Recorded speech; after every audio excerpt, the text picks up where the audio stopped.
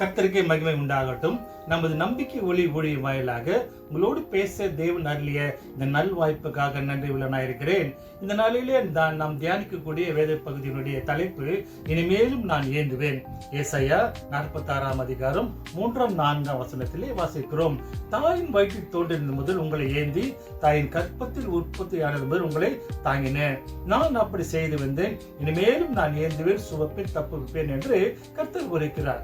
மருத்துவம் சொல்கிறது, கருமுட்டில் 4 கருக்கள் உருவாகி அதில் 3 கருவை கலைத்து நாம் உருவானதாக கூறுகிறது. இதைத்தான் மேற்கண்ட வசனத்தில் கர்த்தர் தெளிவாகவே மருத்துவம் சொல்வதற்கு முன்பாகவே தெளிவுபடுத்தி இருக்கிறார். இனிமேலும் நான் ஏந்துவேன். எந்த வகையில்? ஏசாயா 40 அதிகாரம் 11 வசனத்தை வாசிக்கிற பொழுது, லைக் எ ஷெப்பர்ட், மேய்ப்பனை போல மேய்ப்பன் தன் குட்டிகளை, பலவீனமான ஆடுகளை தனது மடியிலே சுமந்து, கேஜேவி என்கிற ஆங்கில பதத்திலே and carry them in his bosom, breast என்று சொல்லப்படுகிறது. அதாவது தன் மார்பிலே அணைத்து என்றும், NIV என்கிற ஆங்கில பதத்திலே and carry them close to his heart, தன் இதய தண்டையிலே அணைத்து என்று சொல்கிறது.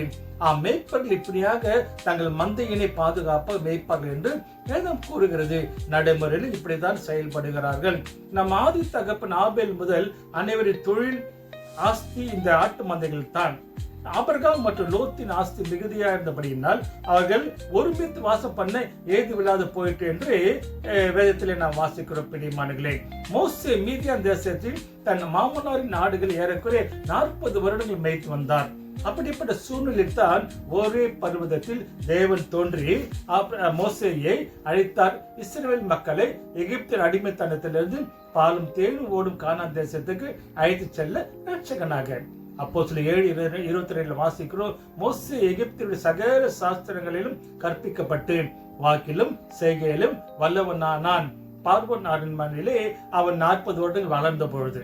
ஆனால் இப்பொழுது பாலைவனத்தில் தேவன் அழைத்த போது, யாத்திரை 4:10, நான் திக்குவாயும் மந்தனா உள்ளவன் என்று ஏன் கூறினார் என்றால், கடந்த 40 வருடமாக ஆடுகளின் பின்னே நடந்து அவைகளை வேவே என்னை அழைத்து தன் வார்த்தைகளையே மறந்து போனதினால், அதாவது தன் சூழல் எல்லாவற்றையும் மறந்து செவையாகவே ஆடுகளை மேய்த்ததினால் தான் அவரை மனிதர்கள் நடத்த மேய்ப்பனாக கர்த்தர் மாற்றினார்.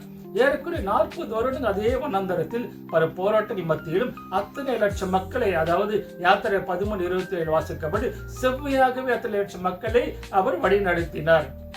மேலும் தேவன் எசேக்கியா 34:15 என் ஆடுகளை நான் மேய்த்து அவைகளை நான் மடக்குவேன், அதாவது நலமாக அமர்த்துவேன் என்கிறார்.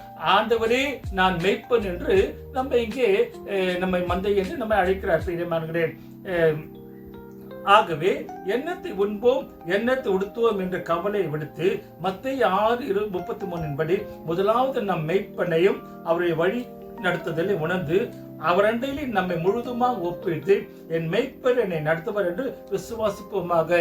இப்படியாக நாம் அவரை முழுதுமாக நம்பும் பொழுது, எப்படி மெய்ப்பன் தன் மந்தையினுடைய ஆடுகளை சரியாக மேய்த்து சிங்கம், புலி மற்ற காட்டு மிருகங்கள் கையிலிருந்து பாதுகாத்து கொண்டு செல்வாரோ, அதுபோலவே நம்மையும் நம் தேவ இந்த உலகத்தின் பாடுகள், பிரச்சனைகள், வேதனைகள், இவற்றின் பிசாசு தந்திரங்களிலிருந்து நம்மை பாதுகாத்து செவ்வையாக வழிநடத்த போதுமானவராய் நம்முடைய மெய்ப்பன் இருக்கிறபடினாலே, அந்த சூழ்நிலையிலே கர்த்தரையே என்னை மெய்ப்பனாக கொண்டு நாம் வாழ்வோமாக. கர்த்தருக்கே மகிமை உண்டாகட்டும். அல்லேலூயா.